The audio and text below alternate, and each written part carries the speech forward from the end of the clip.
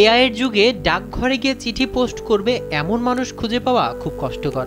আধুনিক যোগাযোগ মাধ্যমের ফলে চিঠি আদান প্রদানের ব্যাপারটা এখন মানুষ প্রায় ভুলতে বসেছে।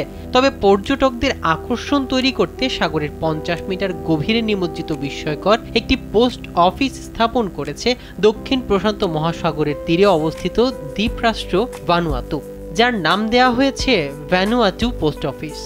পর্যটকরা ইচ্ছে করলে সাঁতারের প্রয়োজনীয় উপকরণ সহ পানির নিচে গিয়ে বিশেষ পোস্ট অফিসটি পরিদর্শন করতে পারবেন, আর কেউ চাইলে বিশেষ কোনো পোস্টকার্ড পোস্ট করতে পারবেন। স্যান্ডেলিনা সো, রূপচর্চায় আভিজাত্য।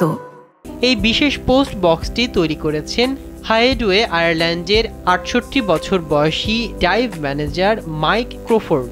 জানা গেছে পৃথিবীর একমাত্র আন্ডার ওয়াটার পোস্ট অফিসের মর্যাদা পেয়েছে এই বিশেষ ডাকঘরটি। এই ডাকঘরের পোস্টকার্ডগুলো নিয়মিত সংগ্রহ করে বিশেষ ডাকঘর সার্ভিসের মাধ্যমে নির্দিষ্ট গন্তব্যে পাঠানো হয়। পোস্ট অফিসটি তৈরি করা হয়েছে বিশাল আকৃতির ফাইবার গ্লাসে নির্মিত পানির ট্যাঙ্কের ভিতরে।